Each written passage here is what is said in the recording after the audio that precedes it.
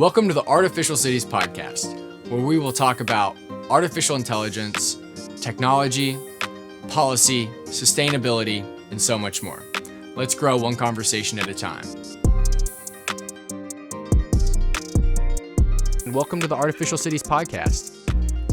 So Jennette Gayer, I'm the director of an organization called Environment Georgia. So we're a nonprofit group, and we do organizing and advocacy to protect Georgia's air, to protect Georgia's water, to protect the green spaces that make our state really special. So we certainly work on solar, but it's sort of one part of the work that we do.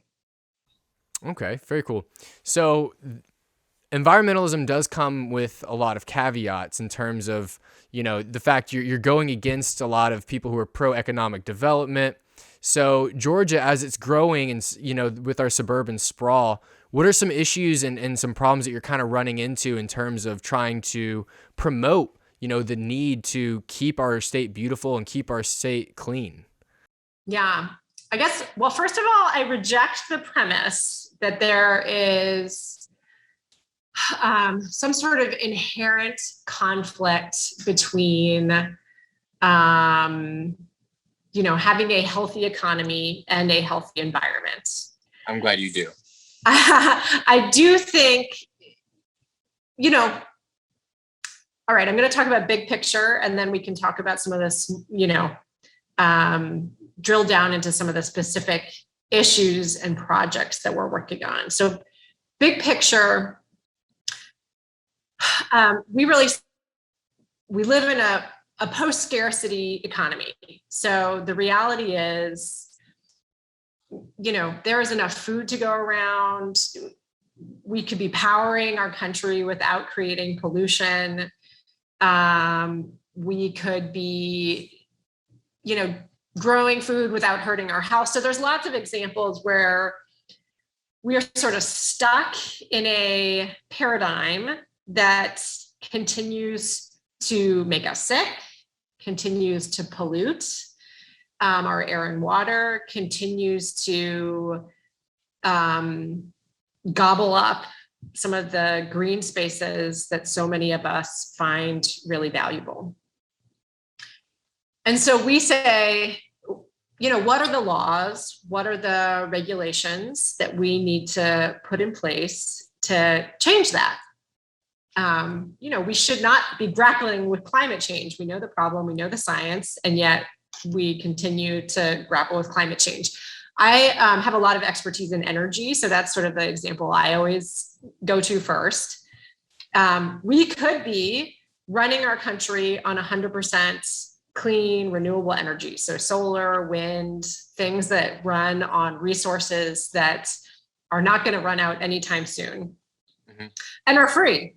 And don't pollute the way that coal or gas or nuclear power does. But obviously we don't, right? In Georgia, over 2/3 of our energy still comes from dirty sources.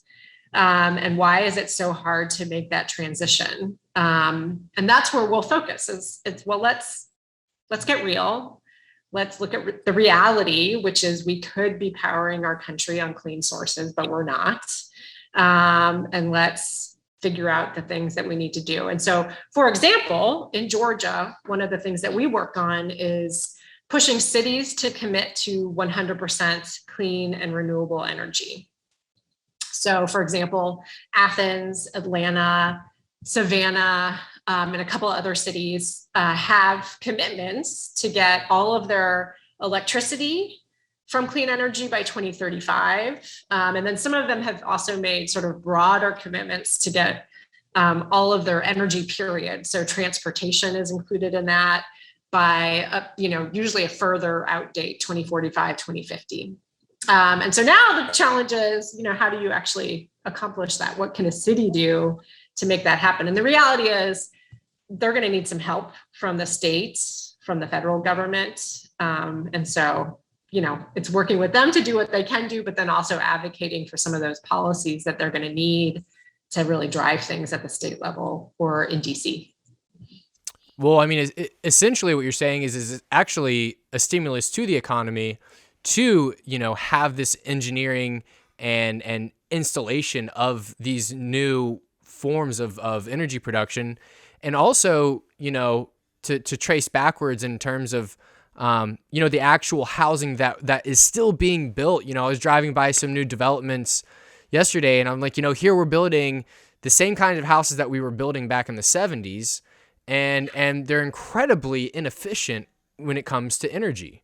And, they're still in this suburban style that is extremely wasteful in terms of the time it takes to go to the grocery store, to go to work. So, the idea of really changing the philosophy of a city, I think you're right to approach it from a city management direction, because the live, work, play, I mean, there's no reason why we can't just have neighborhoods that are fully sustainable, where the kids in the neighborhood are all going to school together on smaller scales. I mean, you look at, how our whole society is currently running, and you have, an entire county coming together for the school system. And it seems like, well, if, let's talk about coronavirus and talk about how, like now we're increasing the amount of people being exposed and the amount of interaction that we're having on a mass scale. So it becomes more and more reasons start piling up of why are we doing it this old way. And, I think some of it's in terms of the convenient American culture. Would you agree with that? That it's more of a culture of going to the convenience store, even though it's incredibly inconvenient, and it's become a habit. I'll give another example that I think fits into sort of what you were talking about. One of the other issues that we work on is single-use plastic. And I know you've talked with Councilmember Gums in the past, who's done some really great work on this issue in South Fulton. Yes. But we have not, in the scheme of things, we have not used single-use plastic, water bottles, plastic bags, whatever it is, for that long, right? Like, it's probably a couple decades that we have just become completely reliant on this thing that we use for usually, 5 seconds, 5 minutes, whatever, a very short amount of time, but then is going to be in our environment for decades, sometimes even hundreds of years. Like, styrofoam does not really go away. It just breaks down into smaller and smaller and smaller pieces. So, to your point, the culture has moved to a place where we are completely reliant on this single-use plastic. And how do you, change our behavior so that we are no longer so addicted to the stuff that is beginning to make us sick? So there's growing amounts of science that there are these small, tiny particles of plastic in our water, in our bodies, and that has a health impact that we need to be conscientious of. There's also obviously a huge environmental impact. So there's giant floating gyres of plastic in the middle of the ocean that are the size of countries. And why would we put up with that? We shouldn't put up with that. We're killing wildlife with our plastic. So it's like, I think you have done a good job of kind of laying out the need for some shifts in culture. And we look for ways that you could pass policies or regulations, sometimes going directly at, a corporation and saying you need to change your behavior. But sometimes doing things like passing, they're called bottle bills, where, if you look on the back of a Coke bottle or something like that, in some places you get 5 cents back if you return that Coke bottle to a place that accepts it and deals with it. So sometimes we'll do things like that we know actually help make sure that piece of plastic will be at least reused once or twice. That's the other problem with plastic, right? You can't recycle it indefinitely. There are some things that you can recycle indefinitely, aluminum cans, things like that. But plastic is really, they call it downcycling, where you can turn it, maybe you can turn a plastic bag into, like a t-shirt or something like that. But you're not going to be able to continue to recycle that plastic. Yeah, there's limitations. And, for styrofoam, I mean, it seems like there's a lack of ingenuity in terms of the whole idea that surrounds. You have, we can use styrofoam to, I think there was a recent engineer that turned it into the ability to clean water. And so there is an entire, space wide open of being able to use creativity and ingenuity in this space. And I mean, how much is there beyond just funding that's promoting, entrepreneurs to find solutions? Because a lot of times I think people, I'm really happy that you defended the original statement, because it is true that this could be economically sound. This could make more sense. The federal government gives millions of dollars to local jurisdictions to pay for people's electric bill. I mean, how wasteful is that when what we could be doing is directly just building solar plants and wind turbines, and wind energy is only getting more and more efficient. But in one single year, if the federal government, instead of paid people's electric bill, just built new systems, people wouldn't have any electric bills. And so it would be fully sustainable. What's your opinion on kind of how to take that leap from initial investment to, because right now for an individual to buy solar to take up their energy bill, they may save like $50 a month or so. In some cases they may pay a little bit more. And so the cost benefit becomes very, it's a much stronger risk for the individual in some regard, as compared to a larger investment group kind of just taking that leap of faith. All right. I'll answer your question in two ways. So the first thing I'll say is kind of, again, more big picture. How does a city actually get to 100%? So there's a couple things that you would do. The first thing that you would do is say, we need to electrify everything, because it's very hard to run a gas stove, for example, on a solar panel. So we need to start building new construction. It needs to be very efficient, and it needs to be electric so that we can run that XYZ on clean energy, clean electricity. The second thing that you need to do, I already referenced, which is you need to make things super efficient. And you talked about this as well, is like people have really high energy bills. They're living in homes that are not efficient. They're paying bills that they can't afford. Georgia has what we call a very high energy burden, which means you're paying a very high percentage of your monthly income to pay your electric bill. And so we need to make everything more efficient. And then you need to build a lot more renewables. And we say the best type of renewables are kind of the hyper local, because you do lose, this is true for fossil fuels, it's true for nukes, it's true for renewables. I mean, you lose energy the longer you have to transmit it, right? So there's a certain amount that you lose as you send energy from a power plant, send energy from a solar field down in South Georgia. So we say, great to just go ahead and put solar on the roofs. So we should be building homes that are electric, that are hyper efficient, that have solar panels. Why is that just not the norm? So that's one culture shift that needs to happen, or laws that need to require that. And I think to get to your point of how do you, if you're just an individual that's how do I put solar in my house? How do I make this happen? Is it even actually worth it? So there's a couple of things. One would be, to my point, you just shouldn't be able to have a house that's not super efficient, electric, and include some solar panels on the roof. And then the other thing is there are absolutely policies that change that equation for a homeowner. So one that we're actually fighting about right now in Georgia is called monthly netting. And monthly netting basically, well, first, this is getting a little wonky. Feel free to say this is way too wonky. This is way more wonky than we wanted to get. Okay, so it used to be, if you had solar panels on your roof, you would first use that energy in your house. But if you weren't using that energy in your house, you would send it back into the grid. And Georgia Power or XYZ utility, we have, state, we have some EMCs, some cities have their own utility, would pay you, maybe 3 cents for that solar energy that you just fed back into the grid. And then they would sell it to your neighbor for like 11 cents.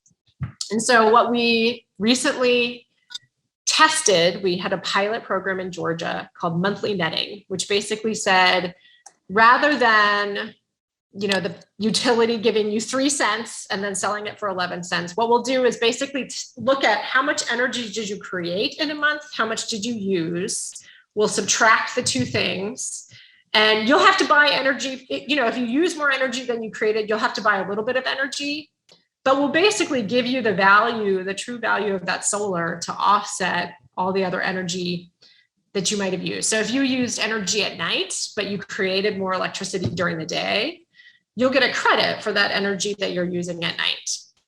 So it makes your solar really way more valuable, right? So all of a sudden you are getting so much more valuable from that, from the solar panels on your roof.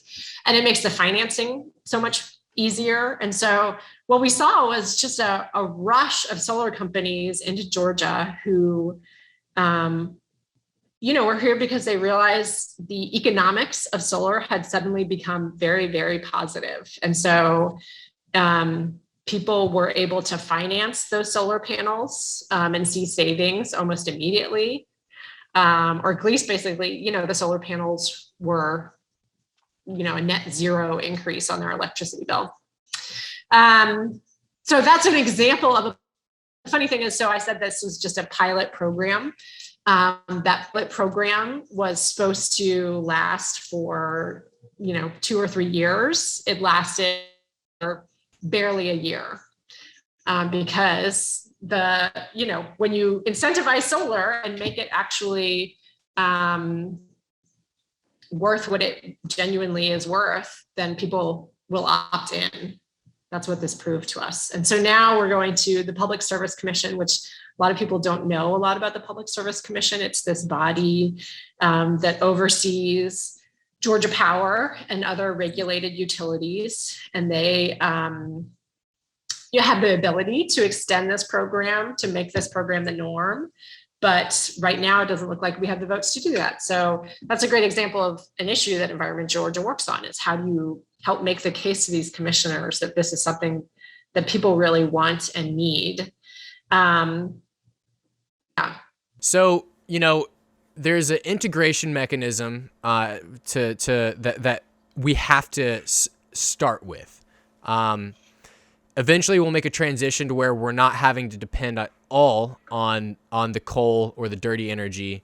And that's going to be a different process in and of itself. What's your opinion on really approaching HOAs, approaching developers independently, and even, elderly care centers, places where, apartment built complexes where, you actually have more of a communal living situation set up already, and you more or less develop city upon a hill type developments that can then essentially, if it's efficient enough, it's going to be cheaper to live there anyways. And with the cost of living skyrocketing, it seems that maybe approaching the developers could be a way for you to not necessarily have to win it in court or convince commissioners over a larger area, but kind of needle your way into to actually getting things done on a smaller scale to set the stage and have, and basically prove the worth of what it means to be running efficient, to have clean water, clean energy coming out of an area. I think that's already happening. So Is it? I understand, I haven't visited yet, but I understand that there is a neighborhood in Milton, Georgia, that basically a bunch of homeowners that were sick of trying to talk their HOAs into allowing solar got together and created a community that every home has solar. So, it's happening. It's certainly happening in other places in California and in places where solar has been around. It's been pushed, I guess, has been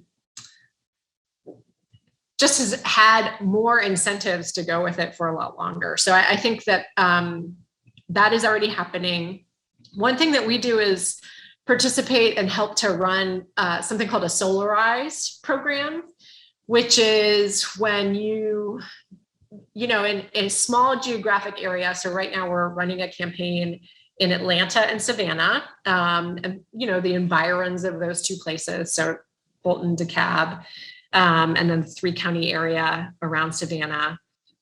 And we will, in 6 months, 8 months, push to get as many people to go solar as possible. And it's sort of like the Costco method of solar. So the more people who participate, the more bulk our purchase becomes, and the cheaper the price of solar. So the cost of solar actually goes down.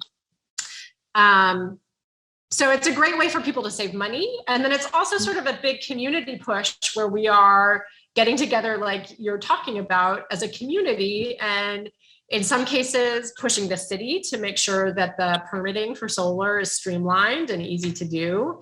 In some cases, putting a little pressure on a HOA to allow solar, and maybe rethink some of their regulations that might hurt solar. In some cases, doing the work to reach out to community centers, et cetera, to say, hey, now is a great time for you to participate in this program and go solar. So I think that's probably the most obvious way that we get to sort of your idea, which I think is exactly on track. Perfect. Well, I think there's going to be a lot of room for machine learning, AI to assist in the efforts of, you know, giving more data, giving new ways, analyzing, you know, certain types of roof spaces and doing automated calculations of the cost benefit, and you know, in terms of being able to utilize the spaces that we have, instead of trying to terraform new locations and further destroy our land in the name of environmentalism. So, you know, I'd love to see more artificial intelligence, machine learning work, satellite imagery being able to be incorporated into this movement, because, you know, the more data that we have, the more influential we'll become. And, you know, it's only a matter of time before we have to make this leap. And I think you're doing the right thing of putting the boots on the ground and actually putting the plan together and working on it on a multidimensional level, because it really is, you really are fighting a lot of wars at once, in that regard. So, you know, I appreciate what you're doing. I think that, you know, where we are at with Georgia right now, I think it's really fun to see how we're evolving as a community, as a population, and even in the United States in general, let alone the world. You know, we're being able to make more sense and make more reasons of why to make this move. And so I'm excited to see where we go. I'm excited to see how we can help.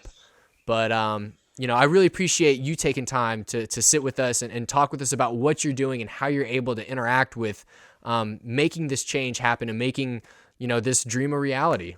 Free energy. Imagine that. Well, thank you for letting me talk about it. I clearly can go on and on. So, well, maybe we can have a follow-up at some point. Great. Yeah, Love I it.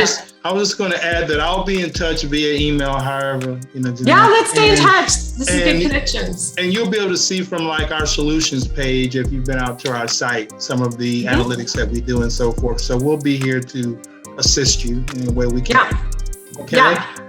Thank you, guys. Thank you, Jennette. I appreciate your patience. Alrighty, take care.